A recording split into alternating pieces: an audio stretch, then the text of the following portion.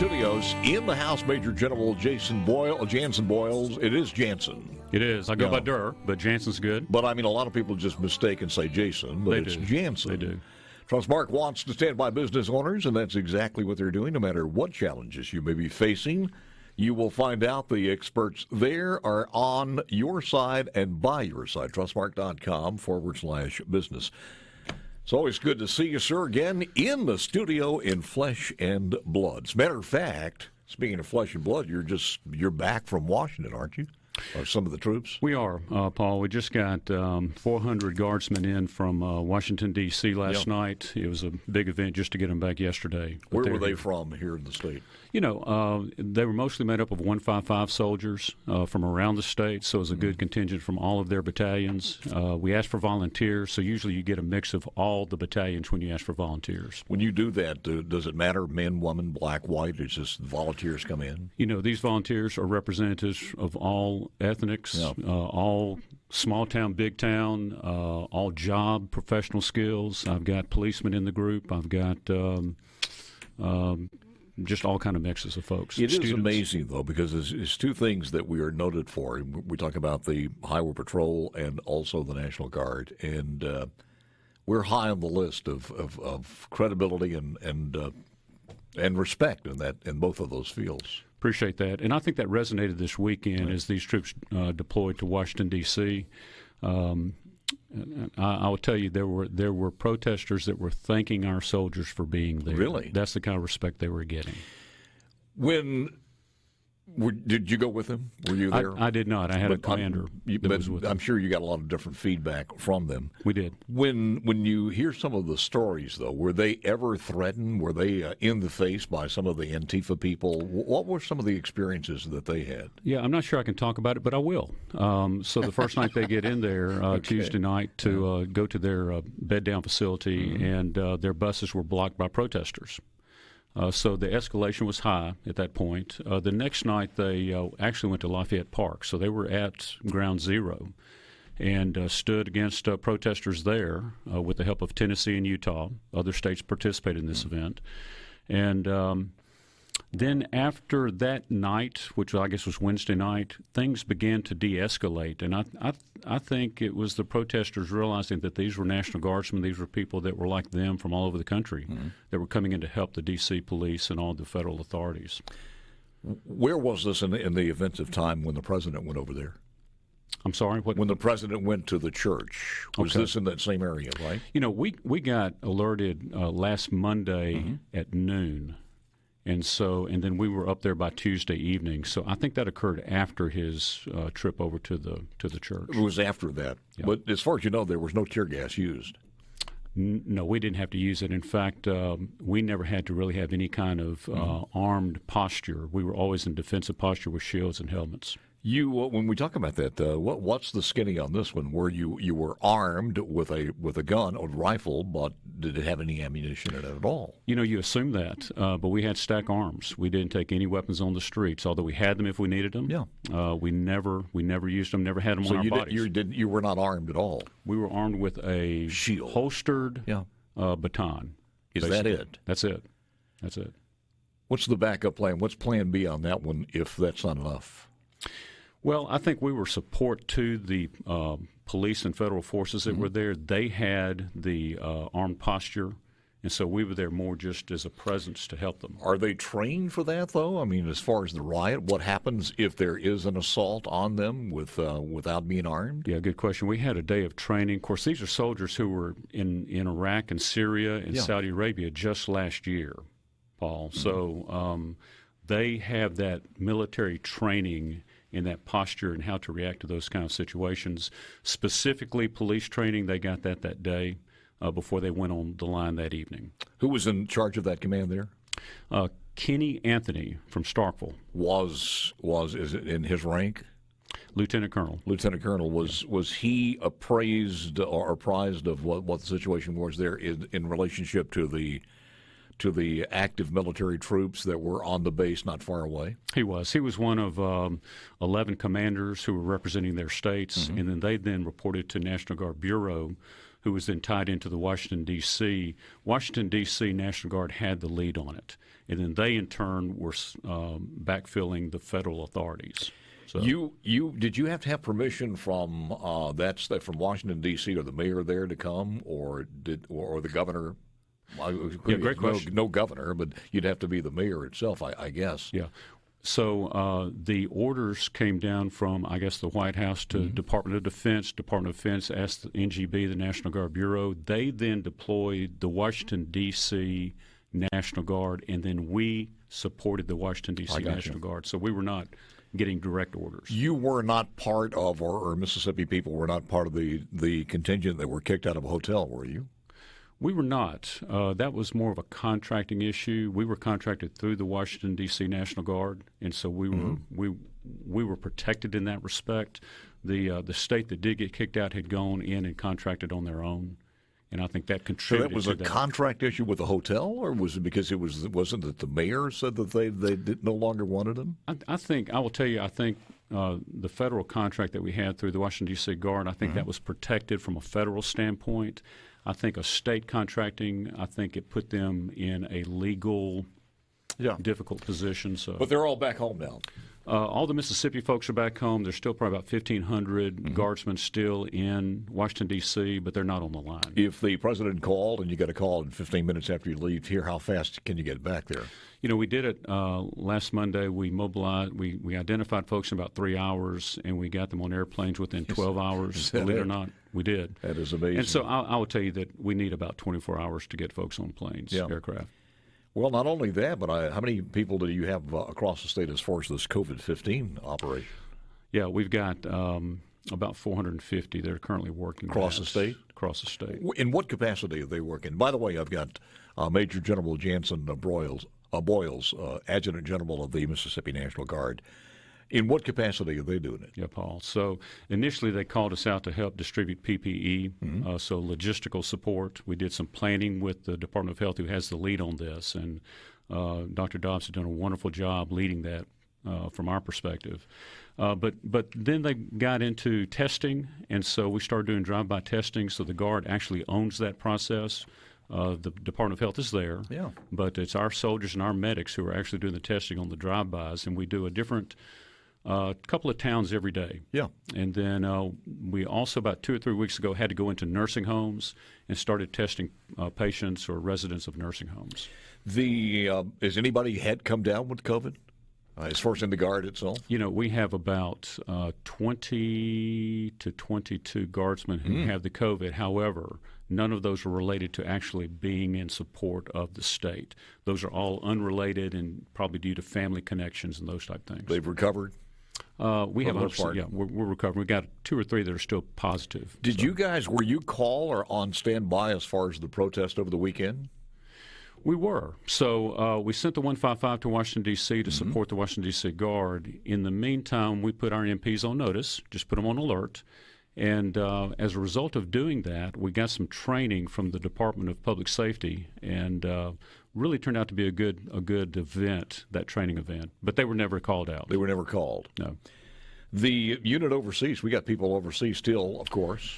We do. We also have MPs overseas. In Kuwait, we always have special forces deployed. The Mississippi Guard does have special forces, and our aircraft are always flying. Our refuelers and our cargo folks are always flying. So, how many overseas? We've got about 600 if you count everybody. So that's a good. And we posture about 600 to 700 on an ongoing basis overseas. What's the objective under the Trump administration for the remainder of time he's going to be in office on this term, and regardless of what happens next time? What's the objective? Is to bring them home on a permanent basis, or? In line with his objectives now is to get less and less involved. Can you answer that when we come back? I will. Well, let's take a quick break here, and I want to talk about this. And also, hurricane preparedness, we'll talk about that. We are spending some time with the Major General Janson Boyles, Adjutant General of the Mississippi National Guard. 400 were in D.C. They are back home. We'll have Grady Champion back on with Major General Janson Boyles, Adjutant General of the state of Mississippi and the National Guard. And we were talking about the guys overseas and exactly what the plans were for that, and probably status quo, or where are we with that? On the on overseas deployment. On the overseas deployment. Yeah. So, like I said, we got about 600 or 700 out the door all the time. We've got 2 units that are spinning up to go over there, and we've got the MPs will be there through the fall, and so it's all good. What does our funding look like as far as the National Guard's concerned? And do we get any of that from Mississippi? Do we put some of that in? Or is it great question, federal? Paul. So I will tell you, my breakdown is I get about $600 million of payroll and contract money from the federal government. So I'm a $600 million enterprise. Annually? Annually. The state contributes $8 million to my cost. So we're a bargain for the state of Mississippi. Where do you need some additional funds, or where do you put that beside payroll? As far as infrastructure in the state? We do. A lot of that's maintenance of facilities. A lot of that is just contracting to support everyday, like dining facilities and those kind of things. So a lot of our money goes into the economy, not just in payroll. You guys interact with Camp Shelby at all? Camp Shelby is one of my poster children, to be honest with you. We use Camp Shelby as an opportunity to bring activity to Mississippi, whether it's active duty or private enterprise. Is there any place in the United States of America that hasn't been there as far as military? Well, it's been a mobilization site for about 11 or 12 years, so I will tell you, a lot of National Guardsmen and active duty have been at Camp Shelby. If you remember, we put a bunch of active duty soldiers in trees back in the fall, and that actually turned out to be a good news story. A lot of these guys have experienced their first real humidity. That's correct. In Mississippi, and probably don't want to experience it again, especially fully dressed out. As far as hurricane preparedness, you guys have, I know you're always there for that. We are. We've been watching that closely. We think it's an above-average year. I think Greg Michelle would tell you that. He did a few minutes ago on the air. Did he? Yeah. And so we're prepared. We actually went through some leadership training activity yesterday. This past weekend was a drill weekend, so we had a lot going on. And I feel prepared. A little tweaking to our command and control piece, but we're ready. The engineers are actually on standby right now to help the EOCs both in the lower 6 counties. I do know this, that when you look at this being in the National Guard, and it is teamwork with the spouse, both the husband and or the wife, but it also is with the employers out there, and we couldn't do it without them. We couldn't, Paul, and that's a story I'd like to share with you. Last Monday, we got the call from the Pentagon to muster at about 12:30. We started calling soldiers from 2:30 to 5:30, and they either volunteered or didn't volunteer. I asked for 150 volunteers. We wound up with 350, so that tells you a little bit about our soldiers. But I think what's lost in the conversation is the employer's contribution to that. At a moment's notice, with less than a 12-hour notice, our employers let those soldiers join us and go to Washington, D.C. Without orders, without questioning their motive. And I tell you, we can't do this without the support of the employers. You've been doing this for a long time. This has had to be a little bit more unusual than any other time in the past because of the COVID-19. How did you adapt to that? You know, I'm an engineer, so I think in a box. So my COVID guys are over here in a box. My hurricane folks are here in a box, and my domestic response guys are in another box. And so we simply just call those soldiers that are in that box to go respond to whatever we need them to respond to. They didn't have to set out for 14 days or anything like that. So they're on federal orders, and under federal orders, they do have a 14-day requirement at the end. So all of our COVID response folks will get that 14-day, and we're doing that to protect the employers. Yeah. We don't want to send someone who's been exposed. So they are back after they get through with that operation as far as COVID-19. They have 14 days before they can go back to work. Correct, for the COVID piece and for the Washington piece that we just did. I guess you're employing everything as far as the mask and the temperature and every gauge and all that. We are, and I think, again, the evidence is that we have no one in our testing sites that have come up positive. So it is amazing because I did a search on the Lake of the Ozarks because I was kind of following that one, and again, the latest report, and somebody had a follow-up on that one. Still, they're not getting a lot of reports back that those people cross-contaminated a lot of folks. So it's going to be interesting now because after all of these marches and everything else, if we start getting more and more people or less and less of these confirmations, it's going to speak volumes. And I noticed our numbers are going down a little bit, too, as far as the state's concerned, which is good news. I agree, and I think I've heard some reports this morning that this virus is going to mutate. And, yeah, we see it mutating. They say it's mutating in a weaker form, and it's almost like it takes on its own a human form. It knows exactly how to jump from here to there, so it can continue. How to promulgate, how to increase the statistical chance of it surviving, right. And almost like an intelligence right. of a human being. And what we were saying this morning, Dr. Siegel basically said was that it's also learned that if it kills its host, it's dead. So it's mutated into a weaker form just to make you sick. Right. Well, and I'll tell you how that affects us. We will continue testing during this time period so that Jim Craig and the Department of Health can get a good visual of what's actually happening out there in the population. I got a final question before we let you go. How's technology changed the National Guard in the last 10 or 15 years? That probably would take an hour. That's a great question, and that's probably a question that we run into militarily with our near-peer competitors because they compete in the technological world against the U.S. military.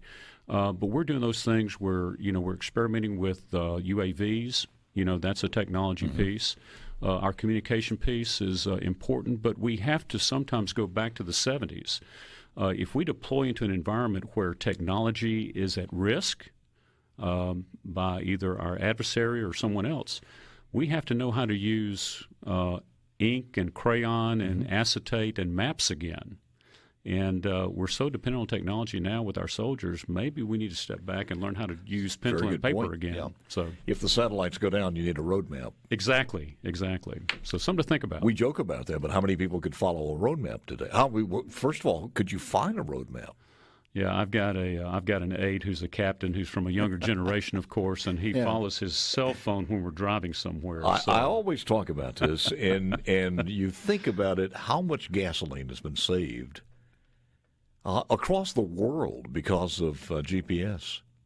It's got to be an incredible amount. Us guys are never going to stop and ask for directions. No, we're not. And we probably just on any given day would travel 2 or 3 times farther just to try to find something. Well, and GPS is a military instrument also, and targeting for your field artillery, for your air defense artillery, standing off. It's a part of what the military does every day. I was looking at some of the futuristic stuff, and I say futuristic, it's probably already there and employed on a trial basis. But I was looking at some of the stuff, and the bomb deployment more now by drones than aircraft itself is probably going to take over in the future. Yeah, and I'm head of the National Guard, but I'm in the national conversations, and I think the Air Force is really truly looking at unmanned flight. In the future, that may be in 50 years. That may be where we are. Well, I think we ought to be the first to have the National Guard post on the moon. Well, okay. No problem with that. Any final thoughts, sir? Paul, I just appreciate you having the National Guard on the radio and letting us sort of highlight what we've been doing. A lot of times it's lost on the population what we actually do. Yep.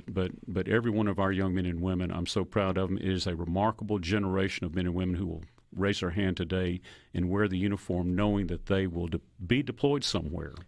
And we always say this, Bob. We talk about this new generation. These guys and gals are just as committed as our parents were, as far as the National Guard's concerned. I tell you, nothing resonates more with me. Last night I greeted the soldiers as they came back from Washington, D.C., and they were smiling, they were energetic. They felt like they'd made a contribution, they'd made a difference. Just makes you feel good about the younger generation. Sir, I thank you so very much for your service and for the service of your men and women, and we thank you for taking the time. Paul, thank you for your